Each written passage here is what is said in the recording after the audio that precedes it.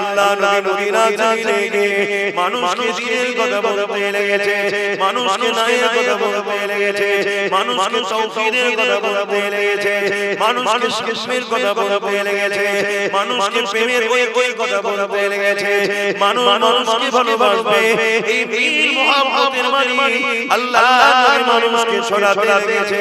দাসত্ববোধ বন্ধ করে দাও, মানুষ কখনো মানুষের গোলাম হবে না, মানুষ কখনো মানুষের দাসী হবে না। এ নয়জন তরুণেরা আল্লাহ নবীর হাতে হাতে মানুষ দলে দলে ইসলাম হতে লেগেছে। এই খবরটা যখন আবু জেহেলের কাছে যায়, আবু জেহেল সঙ্গে সঙ্গে 1000 বাহিনীর একটা টিম তৈরি করেছে, প্রত্যেকের হাতে অস্ত্র রয়েছে, প্রত্যেকে ঘোড়া উটের পিঠে বসে মদিনার উদ্দেশ্যে রওনা দিয়েছে। মদিনার উপরে হামলা করে দেওয়া হবে, মদিনার মানুষ মুহাম্মদ সাল্লাল্লাহু আলাইহি ওয়াসাল্লামকে শহীদ করে দেওয়া হবে, এই উদ্দেশ্যে আবু জেহেল রওনা দিয়েছে। এ যুবকেরা তরুণেরা বাপেরা আল্লাহ পাক রাসূলুল্লাহকে খবর জানিয়ে দিলেন। নবী আমার মদিনার নববী শরীফেতে বসে গিয়ে সাহাবাদের লক্ষ্য করে বলতে লাগলেন, এ বাবা সাহাবারা, আমি খবর পেয়ে গেছি আবু জেহেল 1000 উপরে লোক নিয়ে মক্কা হতে মদিনার উদ্দেশ্যে রওনা দিয়েছে। তারা মদিনার উপরে হামলা করে দেবে, মদিনার বাচ্চা মুরব্বি মা বাপ সবার উপরে হামলা করে দেবে, মদিনার মানুষকে কতলেআম করে দেবে। আমি রাসূলুল্লাহ চাই আবু জেহেলকে মদিনায় না ঢুকতে দিয়ে মদিনার বর্ডারে আটকে দিয়ে তার সঙ্গে আমি শুনে করব, তার সঙ্গে আমি মীমাংসা দিয়ে যাব, তাকে আমি বুঝাবো যে আমি মক্কা ছেড়ে দিয়ে মদিনায় আসতে চলে এসেছি, কেন তোমরা মক্কা থেকে মদিনার উপরে হামলা করতে আসছো? কে আছো বাবা এই সময় আমার সাথ দেবে? বাবা মুহাজিরিন সাহাবাদের মধ্যে থেকে হযরত আবু বকর সিদ্দিক রাদিয়াল্লাহু তাআলা যিনি কুরআন মুজাদ্দিদুল জামানের এমন করে বংশের মুরব্বি রয়েছে, তিনি উঠে দাঁড়িয়ে বললেন, দাঁড়িয়ে গিয়ে বলতে লাগলেন, ইয়া রাসূলুল্লাহ হাবিবাল্লাহ, আমি মুহাজিরিনের পক্ষ থেকে আমি আবু বকর দাওয়া দিলাম, হুজুর আমাদের জীবনে যতক্ষণ আছে আপনাকে কোনো অবস্থায় একা ছাড়বো না। ইয়া রাসূলুল্লাহ হাবিবাল্লাহ, আমি আবু বকর মুহাজিরিনের পক্ষ থেকে দাওয়া দিচ্ছি, হুজুর এই সময়ে আপনার সাথে আমরা যেতে রাজি। আরো জোরে বলুন সুবহান।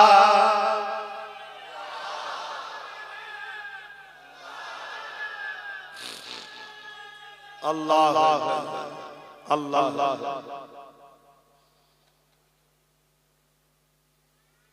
আনসারী সাহাবারা চুপ করে আছে। কাদেরকে মুহাজিরিন বলা হয় জানো তো? আর কাদেরকে আনসারী বলা হয় জানো তো?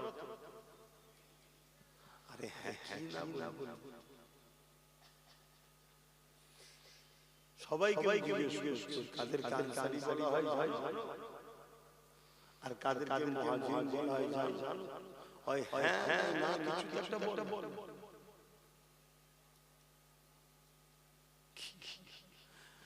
তোমরা বাইরে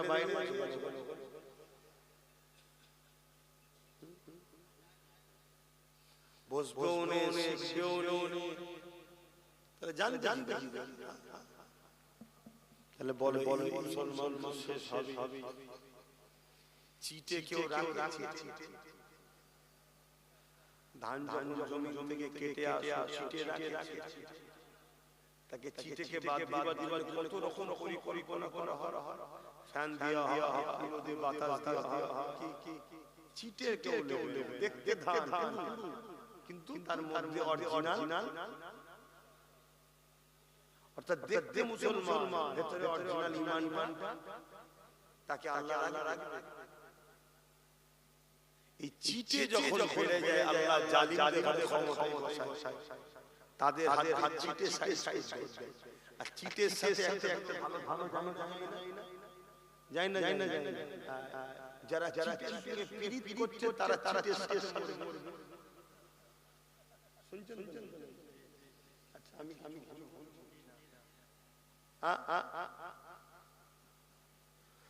ভালো মুসলমান বোঝ এটা শিক্ষার জায়গা, তোমার আমার মজলিসের জায়গা। এসো এসো কোন সমস্যা এত মানুষ বসে গেছে, তোমরা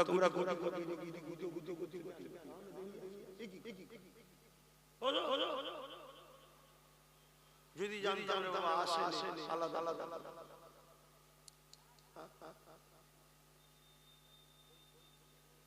আব্বাস সিদ্দিকী অনেক পছন্দ করেন, আছে না আজরে বলে আমাকে ওই মুসলমানগুলো পছন্দ করে যারা আমার রাসূলকে ভালোবাসে, তারা আমাকে পছন্দ করে না যারা আমার রাসূলকে ভালোবাসে। কেন আমার পরিচয় তো কিছু নেই, আমার পরিচয় তো রাসূলুল্লাহর গোলাম। আমাকে সে ভালোবাসবে যে রাসূলকে ভালোবাসে, আমাকে তো সে ভালোবাসবে না যে রাসূলকে ভালোবাসে। কেন আমি কোনটা বলছি ইসলামের বিরুদ্ধে বলছি, আমাকে দেখান না ইসলামের বিরুদ্ধে নয়, আপনি ইসলামের দুশমনদের বিরোধী করেন, ওটাই আমাদের খারাপ লাগছে। তাহলে আপনি ইসলামের পক্ষে হলেন কবে? যে ইসলামের দুশমনদের বিরোধী করলে অবস্থা হয়। তাহলে মুসলিমদের ওই চিঠি মার্কার মুসলমান আছেন না, সব হুবহু মুসলমান, মানে হুবহু ভান ভিতরে অর্থাৎ ঈমান হাওয়া দিয়ে শেষ করে দেবে। আমার আল্লাহ জালিমকে বসিয়ে শেষ করে। আর এক তো ভালো চালো চলে যায় না ধান, আমরাও যাব। কেন যাব? এই জন্য যাব আমরা মিশে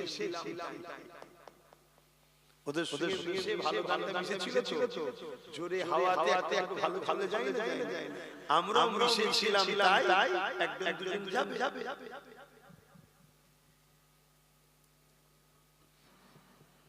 ভাইরা নওজোয়ান তরুণীরা, এ নবী পাকে বেগেরা, আল্লাহ নবী আনসারী সাহাবাদের দুঃখ করে বলতে লাগে, এ আমার আনসারীরা তোমাদের কি মতামত বলো? আনসারী সাহাবাদের মধ্যে থেকে এমন সময় সাহাবী দাঁড়িয়ে বললে, ইয়া রাসূল হাবিবাল্লাহ, আমি আনসারীদের পক্ষ থেকে হুজুর আপনাকে দাওয়াত দিচ্ছি, যেদিন মক্কার মানুষেরা আপনার উপর জুলুম করেছিল, অত্যাচার করেছিল, আল্লাহ পাকের হুকুমে আপনি হিজরত করে আমাদের ইয়াসরিব মদিনাতে এসেছেন। ইয়া রাসূল হাবিবাল্লাহ, আপনি আসার পরে আমরা আশাকে যেন হাতে পেয়ে গেছি। ইয়া রাসূল হাবিবাল্লাহ, আপনার হাতে দিয়ে আমরা যখন বায়াত দিয়েছি, ইয়া রাসূল হাবিবাল্লাহ, সেই দিন থেকে আমরা অঙ্গীকার করেছি, এই জান মাল আমাদের নয়, এটা আল্লাহ রাসূলকে দিয়ে দিয়েছি।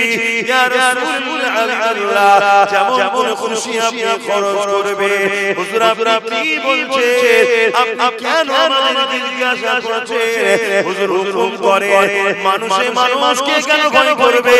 হতে পারে তাদের সংখ্যা 1000, তাদের হাতে অস্ত্র থাকতে পারে, কিন্তু তারা তো মানুষ। ইয়া রাসূল হাবিবাল্লাহ, আমরা আল্লাহ ছাড়া অন্য কাউকে ভয় করি না।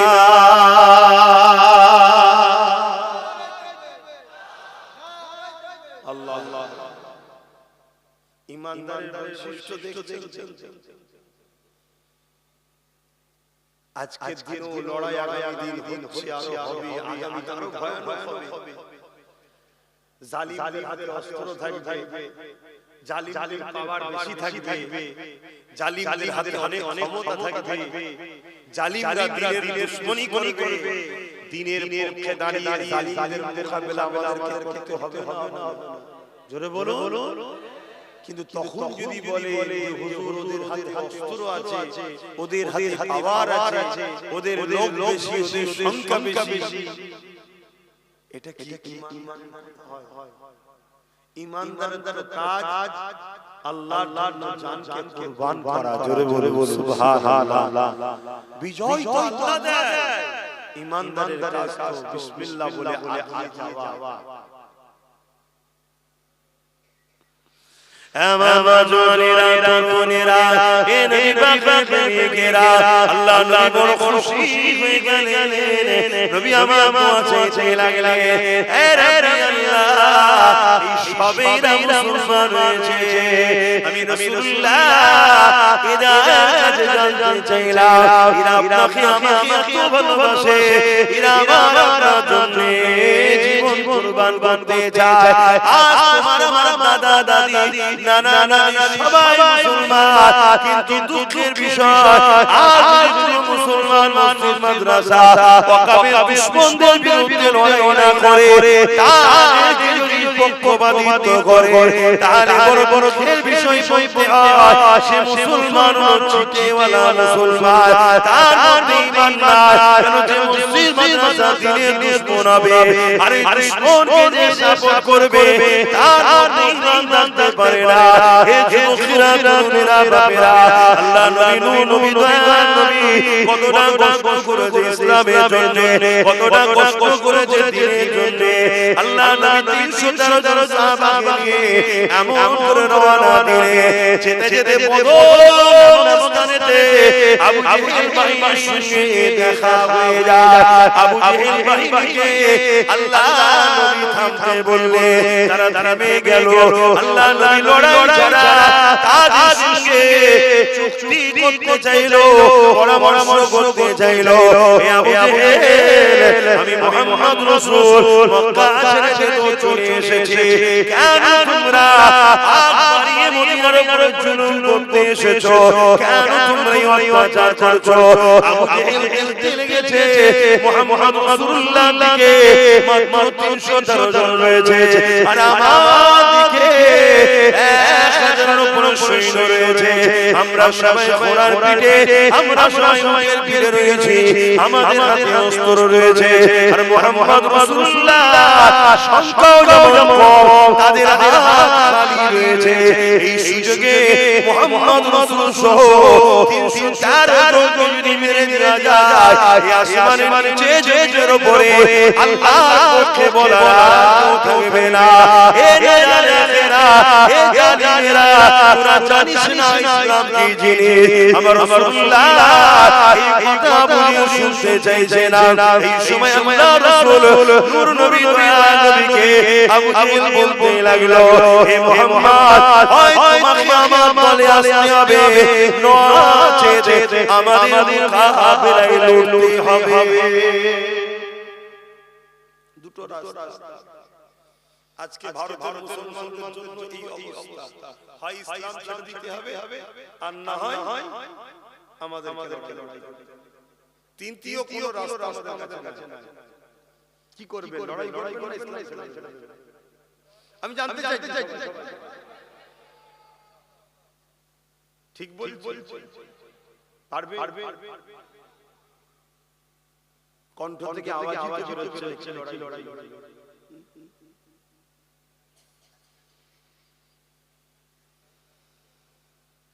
কি দিন এসে গেল আমাদের কাছে কি বুঝছেন কি জানি আমি তো জলসা করতে নিজেই ভাবি যে অনেক বসে বসে আমাকে নিয়ে যাও খালি কামাই করছে ইচ্ছা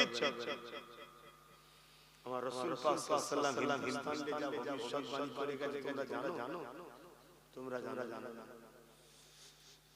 আর যারা হুটোপাটি করছে তারা কিন্তু সব জানে তারা সেগুলো করেছে বলি হুটোপাটি করছে প্রায় সময় তারা অনেক সময় মুখকে অনেকবার বলেও শোনা জানি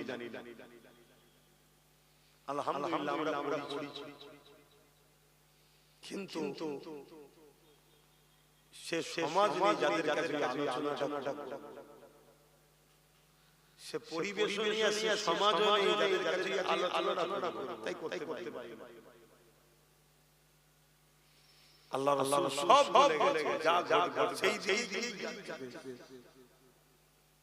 সেই এতটুকু শুধু শুনে রাখো পায়ের যে গাঁট আছে টাকনু উঁচু করা ধৌত করতে হয় ওই গাঁট পর্যন্ত মুসলমানদের রক্ত হয়ে যাবে এত মার মুসলমানকে আর এর জন্য দোষী আমরা নিজেরাই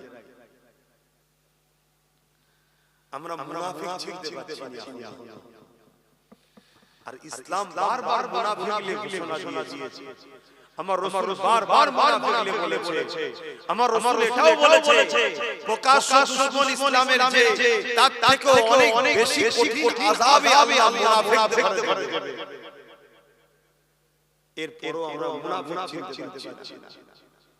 কেউ আমাদের কাছে মিষ্টি হেসে দেয়, একটু কিছু ডাল ভাত খাইয়ে দেয়, মাছ গেলে টাকা পাঠিয়ে দেয়, একটু আলু পেঁয়াজ তেল দেয়, আমরা মনে করি এটা আপন।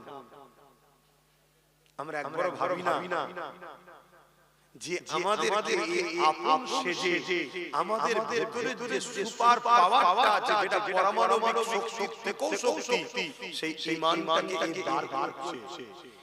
কেন? যতদিন আমাদের ঈমান আছে, ধান যতদিন হবে চালওয়ালা, ততদিন আমাদের গুরু থাকবে। সবাই আমাদের পিঠে পিঠে হলো বলবে কি লাইন। আর যেদিন ওই ঈমানটা চলে যাবে, ঝাঁটা ঝেঁটিয়ে বার করবে। কি চিটেকে ঝাঁটা করে না একটু বল।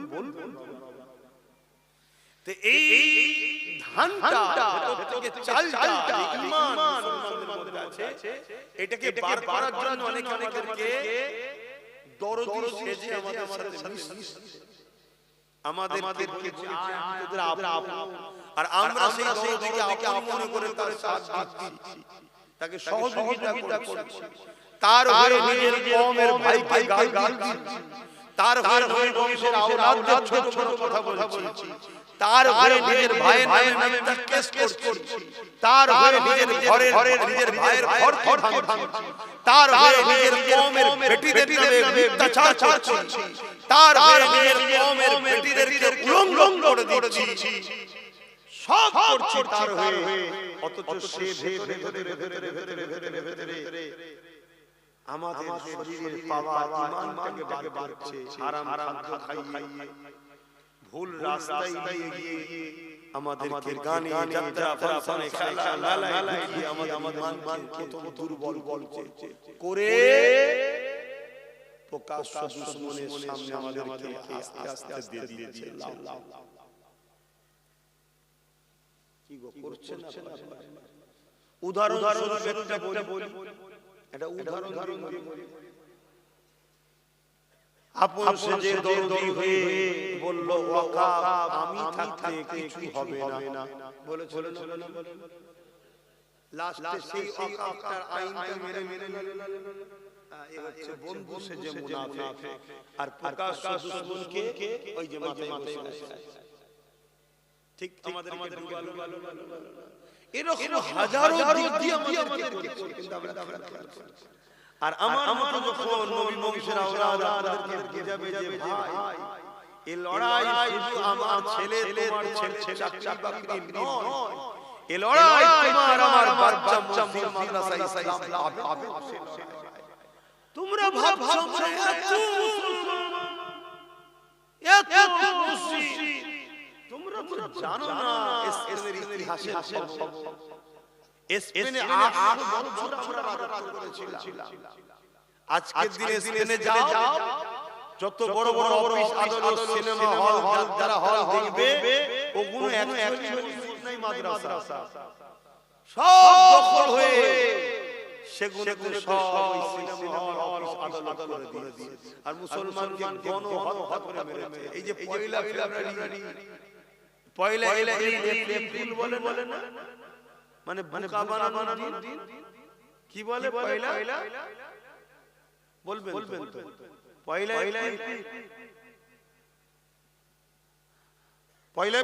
তো বোকা বানাবো বলে না? এপ্রিল ফুল তার মানে বোকা বানানো। অ্যাকচুয়ালি ইতিহাস কি জানো? এর ইতিহাস জানো? মানে মুসলমানের ছেলেরাও এপ্রিল ফুল করে। কতটা কলঙ্ক জাতের চিন্তা করো। এ জানি না পয়লা এপ্রিল হয়েছিল। পয়লা এপ্রিলে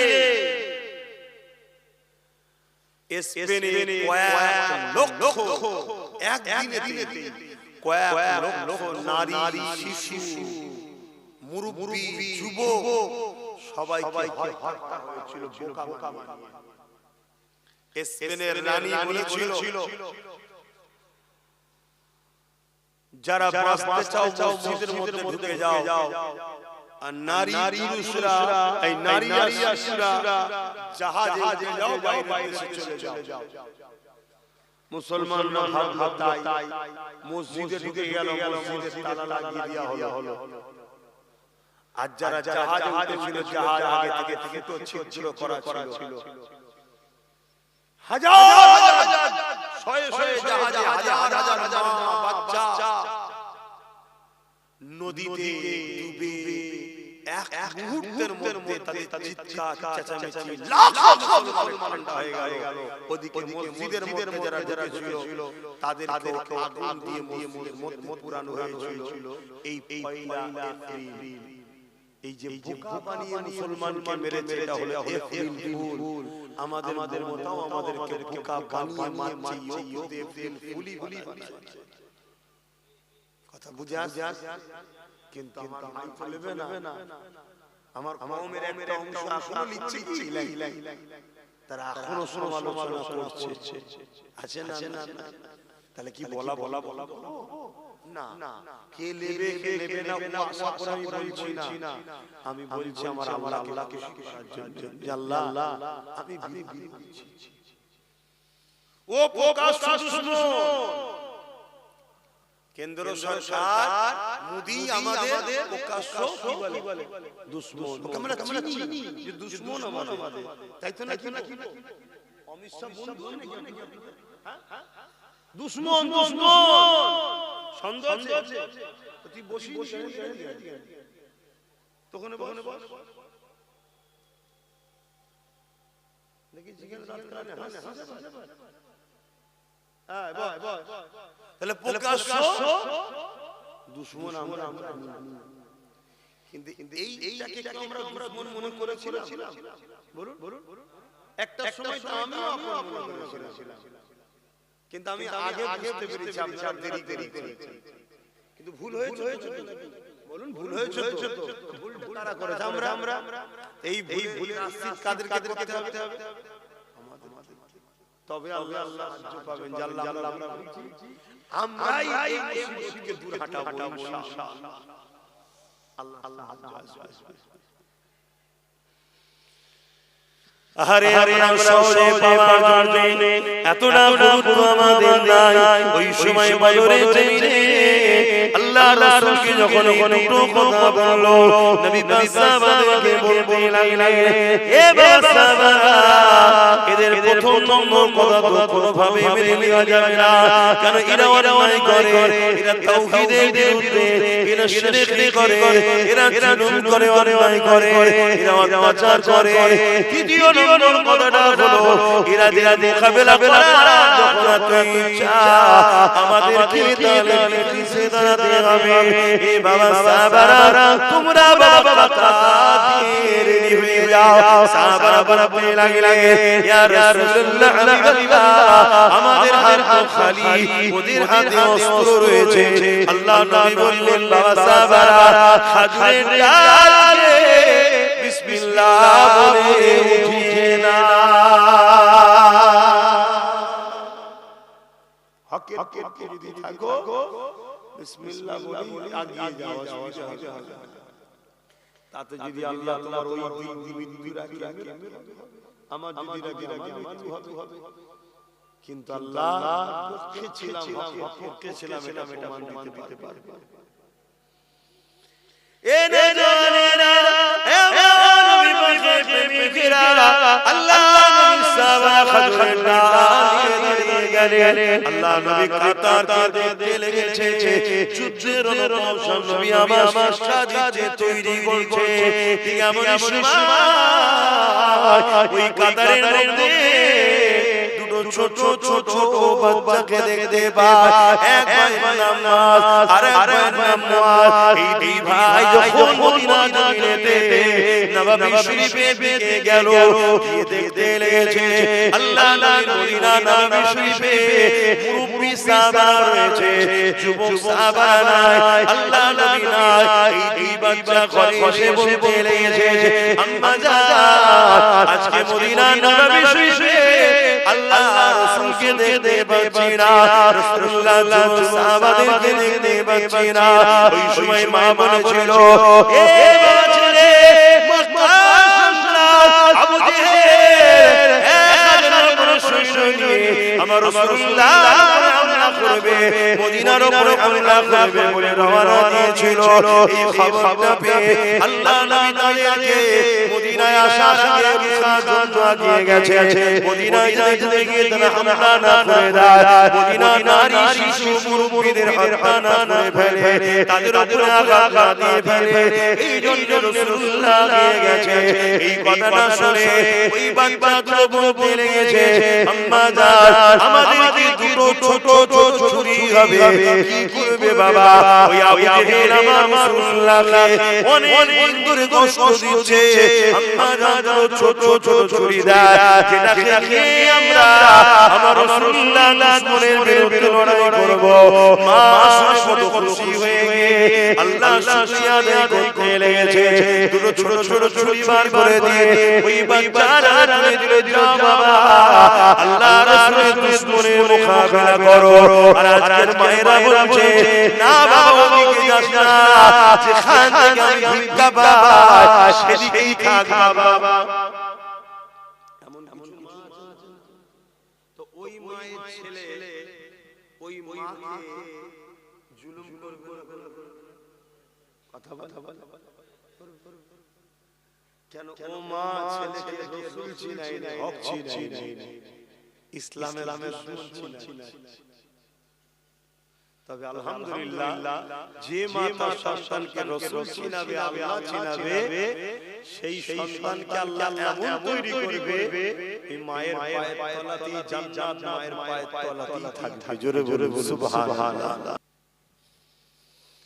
এ তরুণেরা, এ মা নবী পাকের প্রেমিকেরা, বাপেরা, জওয়ানেরা, তরুণেরা, মনে শুয়ে রেখে দাও, আল্লাহ নবী যখন এই বাচ্চা দুটো সামনে এসে দাঁড়ালেন, ওই বাচ্চা দুটো রাসূলুল্লাহ নবী দরবারের ময়দান থেকে তাদেরকে ঘরে পাঠিয়ে দেয়। এই চিন্তায় তারা পায়ের উপরে টিলিয়ে মাথাটাকে ঠেলে উঁচুতে তুলতে লেগেছে, কেন আল্লাহ রাসূল লড়াইয়ের ময়দানে মহিলা, শিশু, মুরব্বিদের যাওয়া নিষেধ করেছে। এই যুবকেরা, তাই নবী আমার বাচ্চাদেরকে লড়াইয়ের ময়দানে ইজাজত দেবে না। এই জন্য চিন্তা করে এই বাচ্চাগুলো পায়ের উপরে ভর দিয়ে নিজেকে টেনে ধরেছে। আল্লাহ নবীর সামনে এসে দাঁড়িয়ে গেছে। কতক্ষণ বাচ্চা পায়ের উপরে ভর দিয়ে থাকবে, আবার পা থেকে পড়ে যায়, আবার টেনে ওঠে। আল্লাহ নবী মুচকে এসে বললেন, বাবা ছেলেরা, কার ছেলে বাবা? মায়ের কোলে ফিরে যাও বাবা, এটা খেলা করার মাঠ নয়, এখানে লড়াই হবে বাবা। কেন জালিমরা আমাদের সঙ্গে সংসদে আছে না, জালিমরা আমাদের সঙ্গে মীমাংসায় আছে না, তারা সরেতে আসতে চায় না, তারা মোকাবিলা করতে চায়। এই ময়দান তোমাদের জন্য নয় বাবা, যাও বাবা, ঘরে চলে যাও বাবা। ওই বাচ্চাটা বলতে লাগলে, ইয়া রাসূলুল্লাহ, হাবিবাল্লাহ, মায়ের কাছ থেকে ইজাজত নিয়ে এসেছি, হুজুর আপনার পক্ষে দাঁড়িয়ে আপনার দুশমনদের বিরুদ্ধে লড়তে চাই।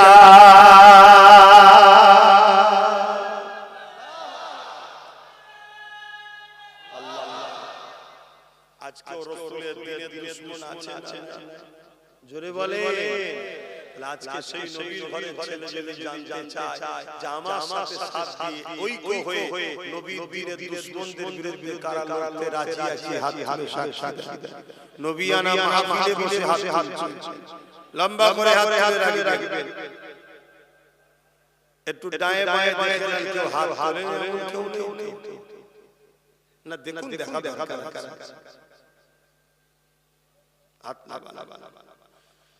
যদি কেউ রাসূলের দুশমনের সঙ্গে লড়তে না চায় তাহলে বুঝে নিতে হবে সে মুসলমান বাহ্যিক মুসলমান ভেতরের দিক দেশে কিন্তু ঈমান তার মাথায় ঢুকছে।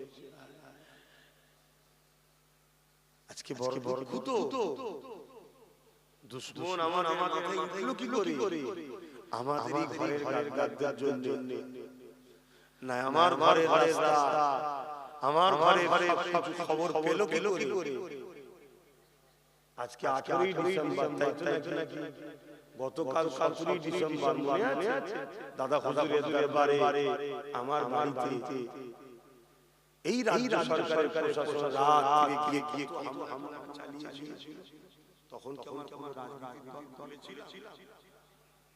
তাহলে কেন হামলা করেছিল? বলো এটা বুঝতে হবে। কেন নার্স করে মুসলমান দাঁড়িয়ে বলেছিল বিজেপি, আর আমি প্রতিবাদ করেছিলাম যে বিজেপির মোকাবেলা রাস্তায় নেমে না করে রাজ্য সরকার যেন নাগরিকের পক্ষ থেকে একটা কেস বিজেপির বিরুদ্ধে, এটা বলা অধিকার আছে না? কিন্তু পয়েন্টটা কঠিন। রাজ্য সরকার দেখলে কথা যদি সবাই আন্দোলন করে দেয় তাহলে আমি ফেসে যাব। কেন আমি বেঁচে আছি মুজিব দয়াতে, আমার দলটা হয়েছে বিজেপির দয়াতে। কথা বুঝে আসছে না? বিজেপি তো টিএমসি তৈরি করেছে, তাহলে আমি তার বিরুদ্ধে কেস করে টিকবো কি করে? এত কিছু হয় কেন দেখেছে এরা? এজন্য বলে আর ছোট বিষয় কেস চলে যায়। কথা মাথায় ঢুকছে। তাই আমার বাড়ি ঘরটাই না থাকি, কিন্তু এই ভিটেটা কার? আমার না দাদা। সেই বাংলা মুসলমানদের বুঝে নেওয়া দরকার ছিল যে শয়তান আমাদের, কিন্তু সেই বুঝে নে বলে আজকে ওয়াকাও গেল। আর ওবিসি বুঝে আমি জিজ্ঞেস করছি ওবিসিটা কেউ বোঝেন? হ্যাঁ আপনি বলবেন হুজুর আপনি তো জলসা করবেন ওবিসি, আমি কি করব? আপনি তো দিন থেকে এটাই বোঝেন যে নামাজ এই আমার আওয়াজ আপনি বুঝতে পারছেন না। আল্লাহর সৃষ্টিকে বিপদ থেকে বাঁচাবার নাম ইসলাম। জোরে বলে সুবহানাল্লাহ। যদি অমুসলিম বিপদে পড়ে তাকেও তার বিপদ থেকে বাঁচাবার নাম কি? জোরে বলো। সেই জায়গায় ওবিসিতে আমার মুসলিম সমাজের ছেলে মেয়েদের পুরো লাইফ শেষে একটা মুসলমান ছেলে চাকরি পাবে না, একটা মুসলিম মেয়ে চাকরি পাবে না, ডাক্তার হতে পারবে না জজ না কি বলে আইএস বড় পদের চাকরি একটা মুসলমান ছেলে পাবে না। ভালো জায়গায় মুসলমানের ছেলে পড়তে পারবে না। ওবিসিকে নতুন সংরক্ষণের নামে রাজ্য সরকার যে ক্ষতিটা করে দিয়েছে আপনারা জানেন না? এই জানেন সত্যি করে বলুন কজন জানে? তাহলে যে জাতি তার পিছনে কি ষড়যন্ত্র হচ্ছে এটাই জানে না, সে জাতি কামড়াবে। যে জাতি জানে না তার ঘরে আগুন লেগে গেছে, তাকে আমি কি করে ঘর থেকে বার করব?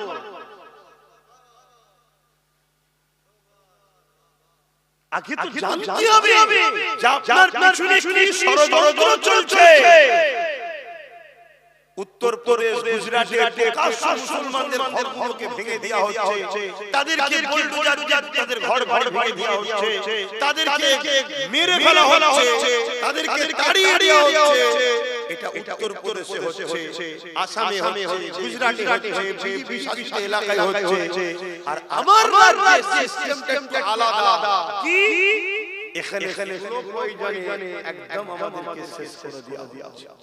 যেমন এই যে ভ্যাকসিন দিয়েছেন না, করোনার ভ্যাকসিন, কি গো এই ভ্যাকসিনের বর্তমান রিপোর্ট কি? যারা দিয়েছে অটোমেটিক বলছে আমার শরীর অকেজো হয়ে যাচ্ছে, দুর্বল হয়ে যাচ্ছে। কথা বুঝা এই ভ্যাকসিন টাইপের মমতা আমাদের আস্তে আস্তে শেষ হচ্ছে, যেটা আমরা বারবার বুঝতে পারছি না। কেন? ঘুমটা দিয়ে আসে তার দলে নামে মুসলমান, হাকিকাতে মুসলমান নয়, 40-50 জনকে এমএলএ এমপি করে দিয়েছে, যাদেরকে আমরা মনে মুসলমান, আদৌ মুসলমান নয়। এই কথা বুঝছেন না? যারা শিরকের সঙ্গে যুক্ত হয় তারা আবার কি করে মুসলমান হয়? শিরকের অনুষ্ঠানকে পার্টিসিপেট করে আনন্দ প্রকাশ করে তারা আবার মুসলমান হয়। কি গো অসুবিধা হচ্ছে? খালি ঘুমাই বলছে না, এসব বলা কি ঘুমো মুসলমান। এখনি দোয়া করে দিচ্ছি, ঘরে গিয়ে খাওয়া দাওয়া করে নামাজ পড়তেই পড়বে না, কম্বল ঘুমিয়ে ঘরে আগুন লেগেছে, ঘরের আগুনটা যখন নেবে বলে লাগবে, তখন যদি ঘুম ভাঙে তখন দেখবে ঘর আগুন ঘিরা, বিছখানা আরো থাকে।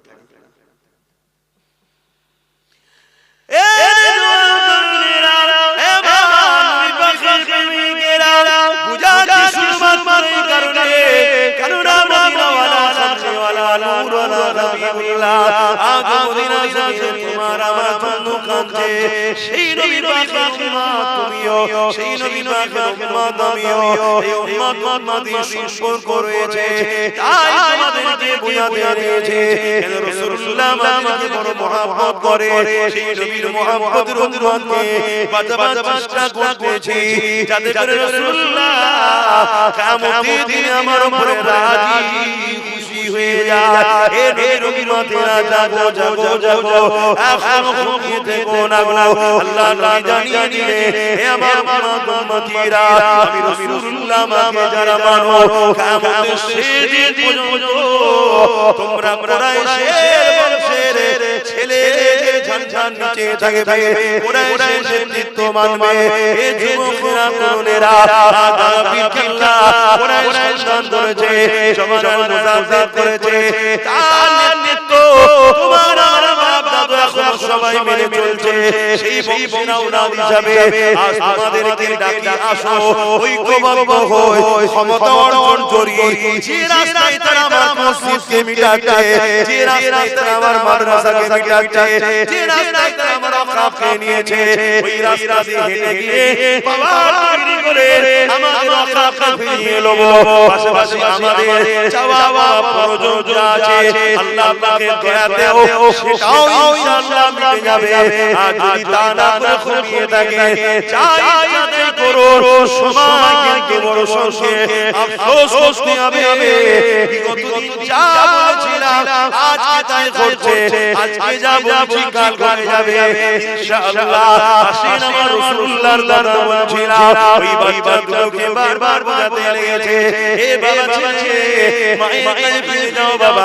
ওই বাচ্চা দুটো বলতে লেগেছে, ইয়া রাসূলুল্লাহ আমি যাব না, হুজুর আমাদেরকে পাঠিয়ে দেবেন না। মাকে বলে এসেছি ভাই জীবন দেব না, রাসূলুল্লাহর জালিমের বিরুদ্ধে লড়াই করে আবু জেহেলকে খতম করে দেব। ইয়া রাসূলুল্লাহ আপনি আমাদেরকে আপনার কাছ থেকে সরিয়ে দেবেন না। এই বলে বাচ্চা দুটো কাঁদতে লেগেছে। আল্লাহ নবী ভাইয়ের মধ্যে থেকে বললেন, ঠিক আছে তোমার ভাইয়ের মধ্যে যে বড় তাকে আমার সাথে ইজাজত দিলাম, কিন্তু ছোট ভাই তুমি তোমার মায়ের কাছে ফিরে যাও।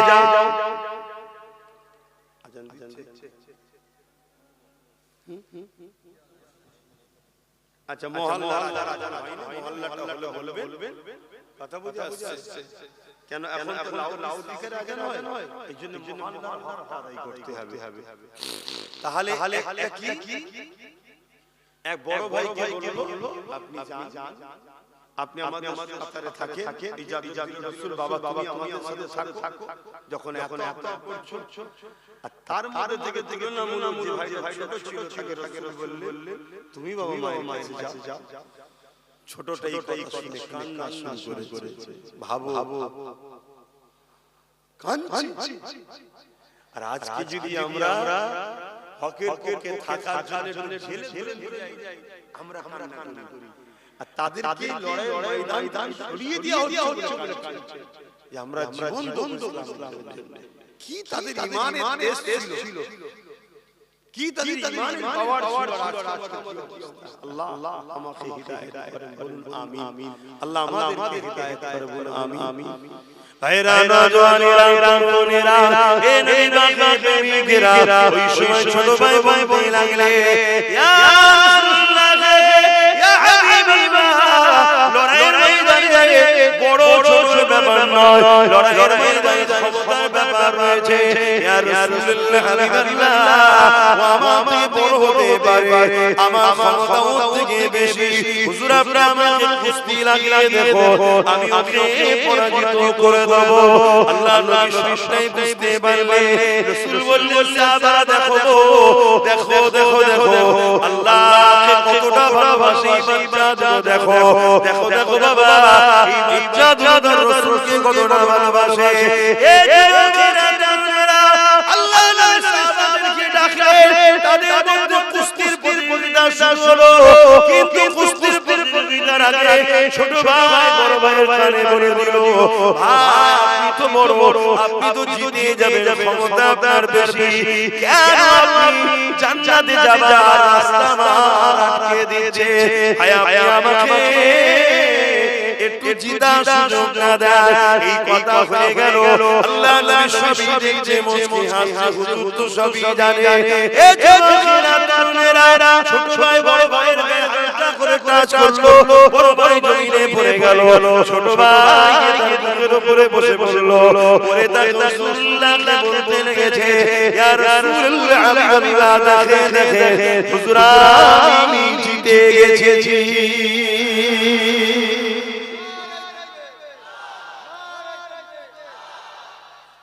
ওইদিকে আবু জেহেল বাহিনীরা দেখছে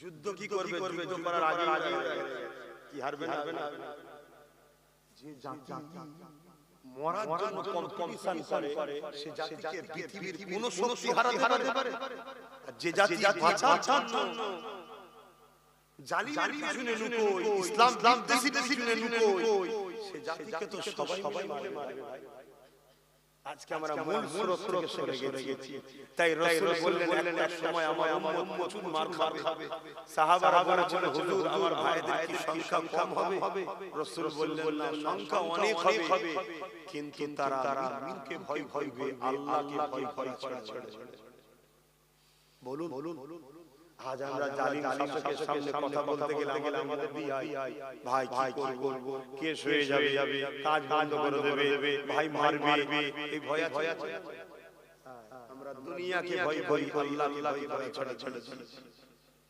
আরে আমরা মানুষ আপনাদের কি দোষ দেব বড় বড় আলেম উলামা হুজুর হযরত সেজে ঘুরছে তাদেরও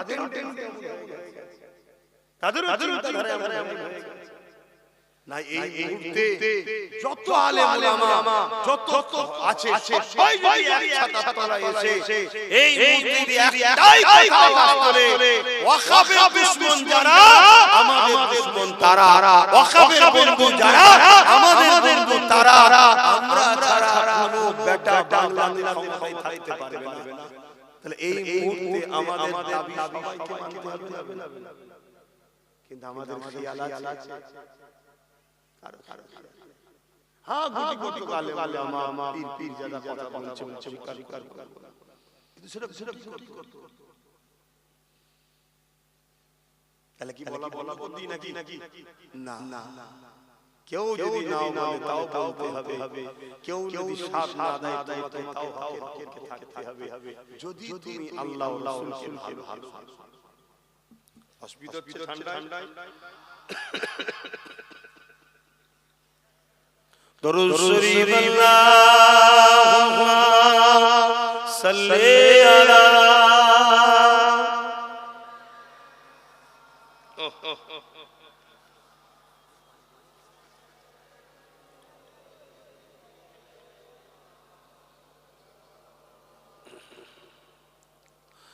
মধুর চেয়ে মধুর আরো আমার নবীর নাম আমার আমার নবীর নাম মধুর চেয়েও মধুর আরো আমার নবীর নাম আমার নবীর নাম ওই নামের মধু পিয়ে দোয়েল খোয়ে বেড়াইয়ে ওই নামের মধু পিয়ে দোয়েল খোয়ে বেড়াইয়ে বুলবুলি গায় ওই নামের গুণ বুলবুলি গায় ওই নামের গুণ আমার আমার নবীর নাম মধুর চেয়েও মধুর আরো আমার নবীর নাম আল্লাহুম্মা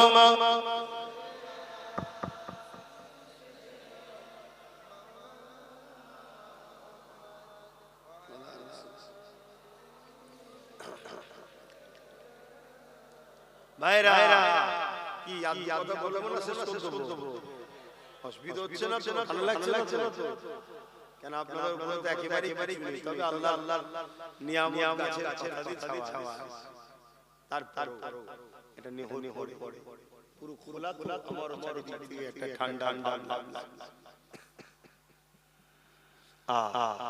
শুধু এটা নয় এই এলান যখন রাসূল করেছিলেন বদরের জমিনে এই মক্কা মদিনা শরীফের জমিনে কি আসো যেতে হবে ওই সময় একটা বাড়িতে বাপ আর বেটার মধ্যে লড়াই হয়ে গেছে এই লড়াই ওই জায়গা দখল নিল এই লড়াই বারবার বিজনেসের লড়াই নয় এই লড়াই আমাদের নয় কম্পিটিশনের লড়াই কি লড়াই বাপ বলছে আমি রাসূলুল্লাহর সাথে যাব আবু জেহেল খেলতে ছেলে বলছে আমি রাসূলুল্লাহর সাথে যাব বাপ বলছে তুমি ঘরে থাকো ছেলে বলছে না বাবার বয়স হয়েছে আপনি ঘরে থাকে আমি রাসূলুল্লাহর সাথে যাব জোরে বলে সুবহানাল্লাহ হায় তাদের কি কম্পিটিশন ছিল আজ যদি সময় ডাকা হয় চলো আগামী দিন মসজিদ মাদ্রাসা ওয়াকাফ বাঁচাবার স্বার্থে জালিমদের বিরুদ্ধে লড়াই করতে হবে তুমি আমি বলবো আমার মাঠে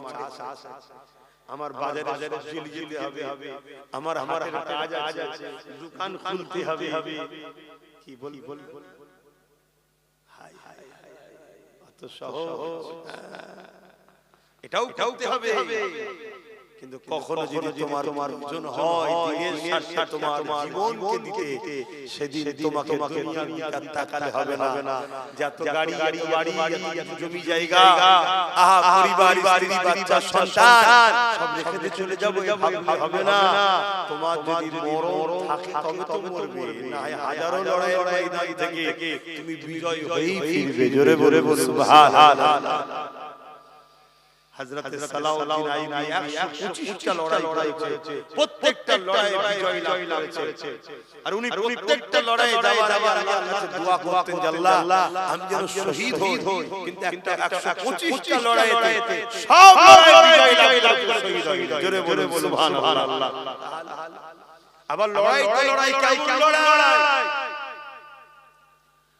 একটা যুদ্ধ হয়েছিল মুতাত যুদ্ধ যেখানে রোম এম্পায়ারদের সাথে লড়াই রোমারিয়ার সৈন্য ছিল 2 লক্ষ আর সালাউদ্দিন ইমাম হযরতে আমার নবী পাক সাল্লাল্লাহু আলাইহি ওয়াসাল্লামের সাহাবী তিনাদের সংখ্যা ছিল মাত্র 3000 ভাবতে পারছেন কোথায় 2 লক্ষ কোথায় 3000 তারপরও সাহাবারা বিজয় হয়েছে খালিদ বিন ওলীদের নেতৃত্বে আল্লাহু আকবার জোরে বলে সুবহানাল্লাহ